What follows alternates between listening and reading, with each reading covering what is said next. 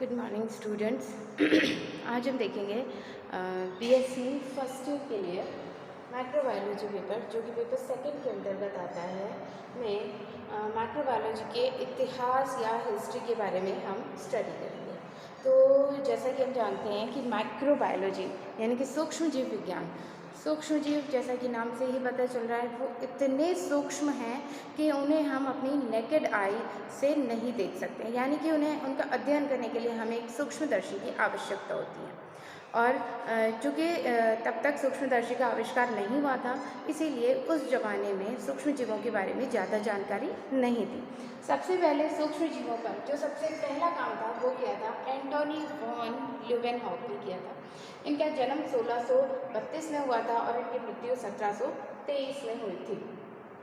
ये अगर मैं आपको इनकी फ़ोटो दिखाऊं तो जो बुक्स वगैरह होती है उसमें इनकी फ़ोटो इस तरह की बनी रहती है। ये हॉलैंड में पैदा हुए थे। बेसिकली ये ना तो डॉक्टर थे, ना इसका संबंध रिसर्च से था, यानी कि वो ना तो किसी प्रकार के साइंटिस्ट थे, वो एक बिजनेसमैन थे। लेकिन बिजनेस के टाइम पे जब वो फ्री रहा करते थे तो वो कांच को घिसकर खुद अपने हाथों से लेंस बनाया करते थे और उन लेंसों को आपस में जोड़ उन्होंने सबसे पहला सरल सूक्ष्मदर्शी बनाया था, जिसकी आवर्धन क्षमता जो थी वो 200 से 300 गुना ही थी। चूँकि सबसे पहला काम इन्होंने किया था और उसके बाद बहुत सारे काम इन्होंने किए, इसलिए इन्हें फादर ऑफ माइक्रोबायोलॉजी के नाम से भी जाना जाता है।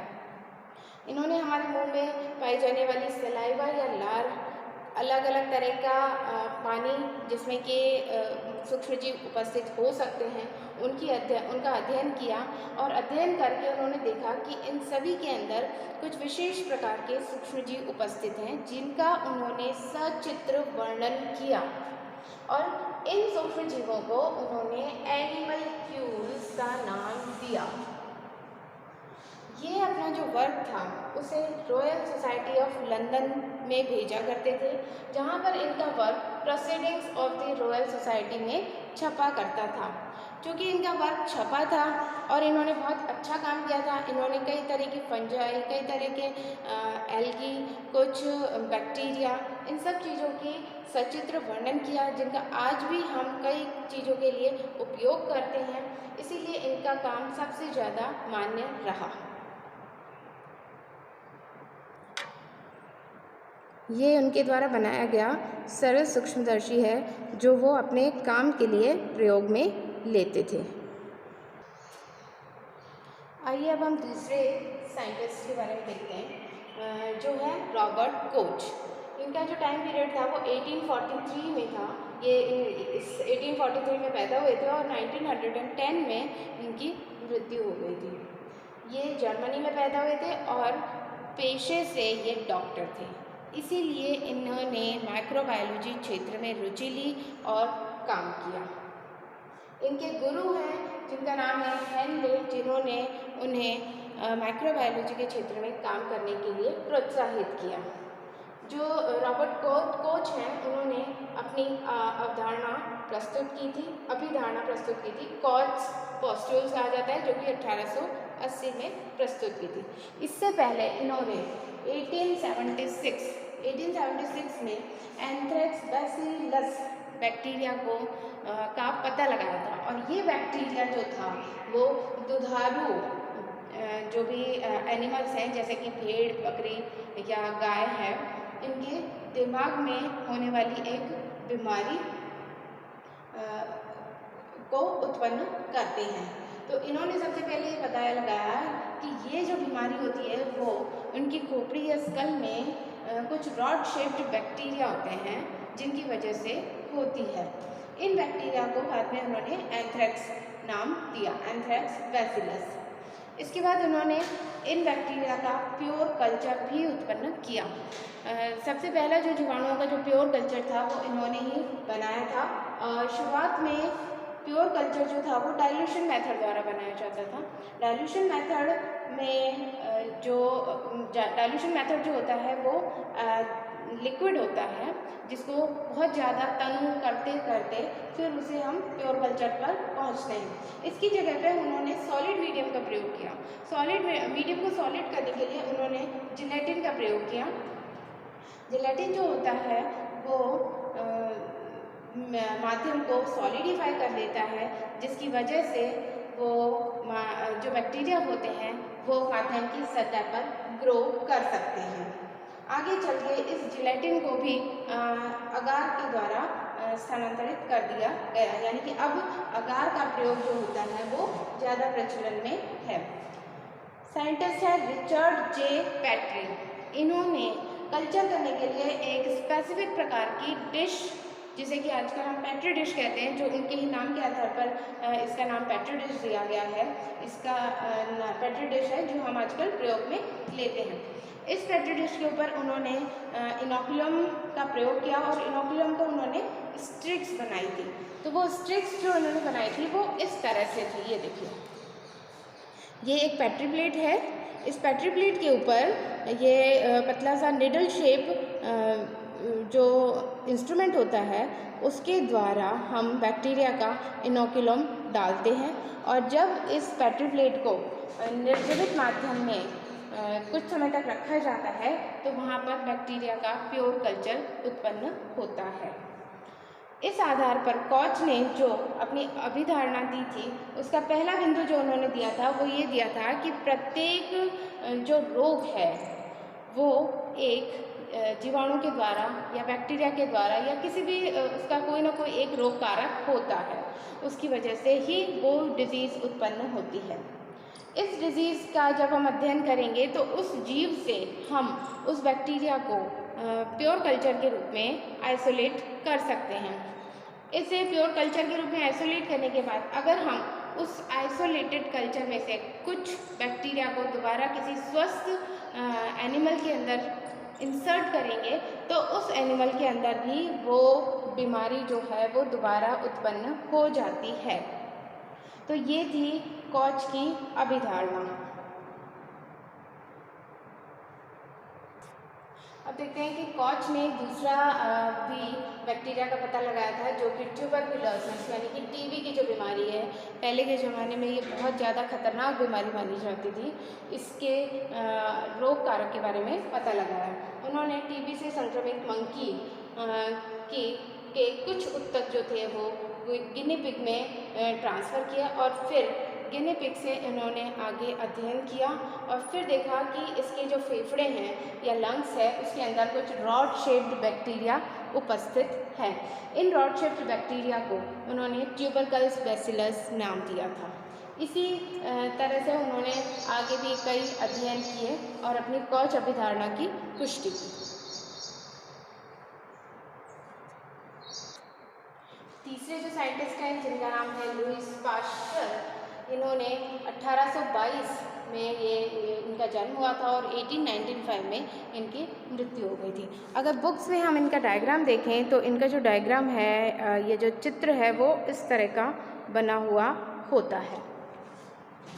ये फ्रांस के रहने वाले थे और अपने अध्ययन के बाद इन्होंने शुरुआत में एज ए फिज़िक्स टीचर के रूप में अपना काम शुरू किया था, लेकिन बाद में स्ट्रासबर्ग यूनिवर्सिटी में वो केमिस्ट्री के प्रोफेसर के रूप में अपना कार्य किया। इनका जो मुख्य कार्य था वो फर्मेंटेशन से संबंधित था। इन्होंने 1856 से फर्मेंटेशन के ऊपर काम करना शुरू कर दिया था। बहुत पुराने समय में जो पुरानी अगर हम हिस्ट्री देखें तो तब स्वतः उत्पत्ति या अजीवात जनन जो था वो प्रचलन में था। इसका मतलब ये था कि जो जीव हैं या सूक्ष्म जीव हैं वो मृत या सड़े गले पदार्थों से अपने आप यानी कि स्वतः उत्पन्न होते हैं और इनका कोई आधार नहीं था। लेकिन 1861 में जो लुईस पाश्चर हैं उन्होंने अपने हंसकंठ फ्लास्क के एक्सपेरिमेंट के आधार पर ये सिद्ध किया कि जो सूक्ष्म जीव होते हैं वो जीवात जनन यानी कि पहले से उपस्थित जीवाणुओं से ही उत्पन्न होते हैं। इसके लिए उन्होंने क्या किया, ये तो एक नॉर्मल अगर हम फ्लास्क की बात लें जिसमें कि इसका जो नेक है वो सीधा है, उन्होंने हंसकंठ यानी कि एस की शेप का जो इसका नेक है उसका उपयोग किया। उन्होंने यहाँ पर ब्रॉथ या फिर जो मांस का लिक्विड सॉल्यूशन कह लें वो इसमें रखा और उसके बाद इसको अलग अलग एनवायरनमेंट में रख के देखा, यानी कि उन्होंने खुले में भी रख कर देखा, उन्होंने ठंडी जगह पे भी रख कर देखा, बहुत ज़्यादा गर्मी वाली जगहों पर भी रख कर देखा। लेकिन उन्होंने देखा कि चूँकि वायु के द्वारा जो बैक्टीरिया होते हैं, अच्छा सबसे पहले उन्होंने क्या किया था कि इसे उबाल लिया था। इसे उबालने से क्या हुआ कि इसके अंदर के जितने भी बैक्टीरिया थे या सूक्ष्म जीव थे वो नष्ट हो गए। उसके बाद उन्होंने इस फ्लास्क पे एक्सपेरिमेंट किया। तो नेक के थ्रू अगर कोई भी जीव या माइक्रो ऑर्गेनिज्म अंदर जाता है तो वो ज़्यादा से ज़्यादा यहाँ तक या यहाँ तक पहुँच पाता है, वो यहाँ तक नहीं पहुँच पाता था। तो ये वाला जो ब्रॉथ था वो बहुत लंबे समय तक उन्होंने संरक्षित पाया और इसके आधार पर उन्होंने बताया कि जो पहले से उपस्थित बैक्टीरिया थे वो गर्म करने से नष्ट हो गए, इसीलिए इसमें ये जो भोजन था वो सड़ नहीं पाया या इसके अंदर सूक्ष्मजीव उत्पन्न नहीं हो पाए। तो उन्होंने सबसे पहले जीवात जनन का सिद्धांत दिया, यानी कि कोई भी जीव जो होता है या माइक्रो ऑर्गेनिज्म है या बैक्टीरिया है वो पहले से उपस्थित बैक्टीरिया से ही उत्पन्न होते हैं। आइए अब हम देखते हैं लुईस पाश्चर ने फर्मेंटेशन या किण्वन प्रक्रिया से संबंधित जो काम किया था, जिसके आधार पर उन्होंने अपनी पाश्चराइजेशन टेक्निक डेवलप की थी। फ्रांस में जो शराब की फैक्ट्रीज थी वहाँ पर जो शराब बन रही थी वो गलत किण्वन प्रक्रिया के कारण ख़राब हो जाती थी, इसलिए वो शराब फैक्ट्री लॉस में जा रही थी। लुईस पाश्चर उस फैक्ट्री के संपर्क में आए और उन्होंने वहाँ पर काम किया और फिर उन्होंने देखा कि ये जो शराब है वो ख़राब इसलिए हो रही है क्योंकि किण्वन के लिए हम ईस्ट का प्रयोग करते हैं, लेकिन ईस्ट के साथ साथ कुछ बैक्टीरिया भी डेवलप हो जा रहे हैं जो कि रॉड शेप या गोलाकार हो सकते हैं। इन बैक्टीरिया की वजह से जो नॉर्मल अल्कोहल या ऑर्गेनिक एसिड बनता फर्मेंटेशन में उसके साथ साथ लैक्टिक एसिड का निर्माण हो जाता था। लैक्टिक एसिड के निर्माण की वजह से जो शराब थी वो खट्टी हो जाती है और चूँकि ये प्रक्रिया न्यूट्रल माध्यम में हो रही थी इसलिए इसमें बैक्टीरिया जल्दी पनप रहे थे और वो फैक्ट्री इसी वजह से लॉस में जा रही थी। उन्होंने अपना अध्ययन किया और अध्ययन के बाद उन्होंने बताया कि अगर हमें सही किण्वन प्रक्रिया करनी है तो उसके लिए हमें एसिडिक माध्यम का उपयोग करना चाहिए। इन प्रयोगों के आधार पर उन्होंने पाश्चराइजेशन टेक्निक का विकसित की, जिसमें उन्होंने कहा कि अगर शराब को 50 से 60 डिग्री सेंटीग्रेड पर गर्म करके और फिर इसे वायुरोधी तरीके से अगर पैक कर दिया जाए तो ये शराब जो होती है वो लंबे समय तक संरक्षित बनी रहती है।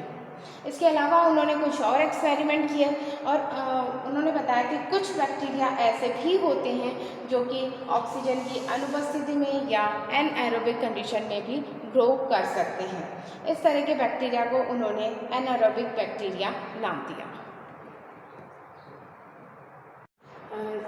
ये है जर्म थियोरी ऑफ डिजीज़। यहाँ पर हम देखेंगे कि जर्म थियोरी ऑफ डिजीज़ का मतलब यहाँ जर्म से तात्पर्य ऐसे कीटाणु से है या ऐसे माइक्रो ऑर्गेनिज्म से है जो कि कोई रोग किसी भी जीव में उत्पन्न करने में सक्षम होते हैं।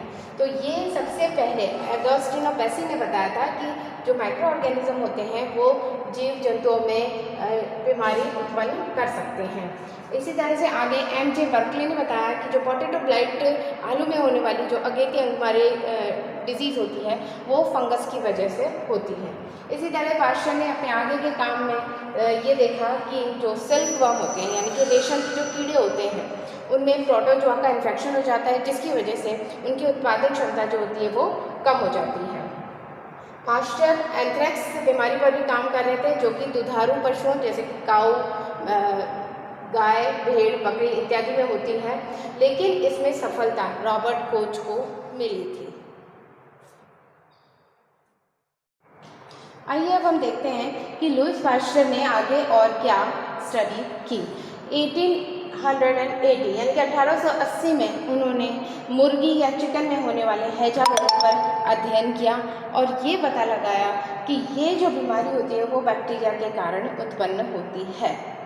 जब वो अपने एक्सपेरिमेंट कर रहे थे तब उन्होंने एक और अलग सी चीज़ ऑब्जर्व की। आइए देखते हैं कि वो क्या था। उन्होंने देखा कि जो स्वस्थ मुर्गी के चूजे थे उसमें अगर हम बैक्टीरिया का संक्रमण कराते हैं तो उसमें ये रोग उत्पन्न हो जाता है। लेकिन कुछ एक्सपेरिमेंट में क्या हुआ कि गलती से उन्होंने नए बैक्टीरिया को लेने के बजाय पुराने बैक्टीरिया जो उन्होंने बहुत टाइम से काम में नहीं लिए थे उन बैक्टीरिया का प्रयोग कर लिया। और जब उन्होंने देखा कि इस तरह के बैक्टीरिया जो पुराने हो चुके थे उनका जब संक्रमण करवाया गया तो उस चिकन में कोई रोग उत्पन्न नहीं हुआ।